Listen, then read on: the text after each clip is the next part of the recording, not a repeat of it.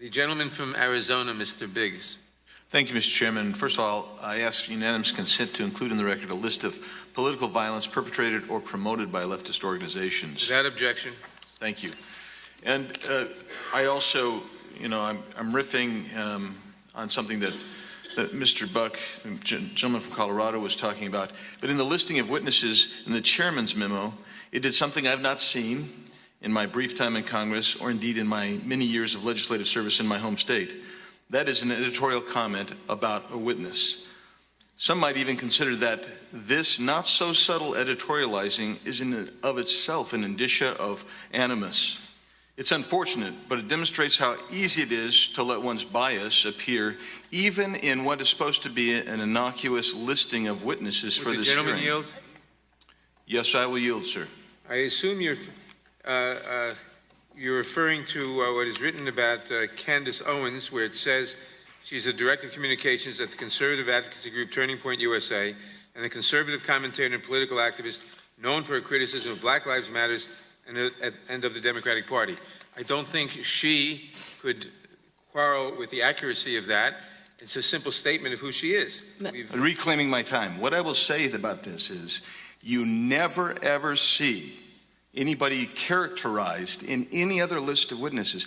This is the first time I've ever seen that, other than the stating what they represent or the group that they are from. This is seemingly anyway, going beyond the bounds of what is the norm. That is an indication to me of how easy it is to demonstrate animus. So it means, for a logical question of Ms. Owens, which she's already addressed to some respect, is as you talk, Ms. Owens, and you go to universities, like I'm going to UConn tonight, do you receive hate speech directed at you? All the time, and I really do feel that the media on the left has made it okay. And I do just want to add that my biography, which I submitted, you reduced it to one sentence, calling me just a conservative activist, and it wasn't what I said or what I submitted to your office last night. And I just think that you opened with anti-Black bias, and I see it coming from the chairman today. And Ms. Owens, these efforts to shut you down when you speak publicly on issues that you care about under the protection of the First Amendment, are they peaceful?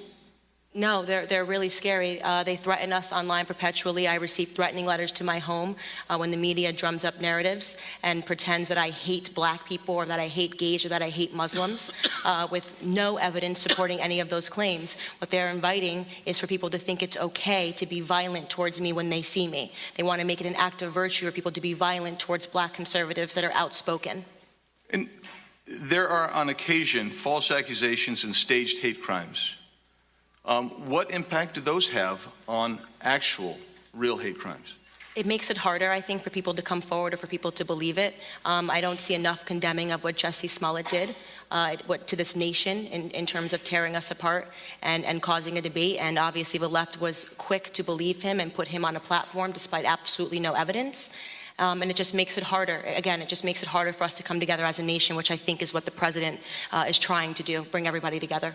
And Ms. Owens, are you familiar with the case of Isabella Chow, who is a UC Berkeley senator who was harassed because of a position she took?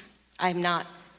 Well, Ms. Chow took a position of basically abstaining from a vote due to religious concerns and was harassed out of her position, and she was hate speech galore, all arising and going forward. So it isn't that there isn't hate speech. It's that we need to condemn all hate speach. That's correct. I definitely agree. We need to condemn all hate speech. There's only one type of hate speech like that they like to talk about and give a platform to.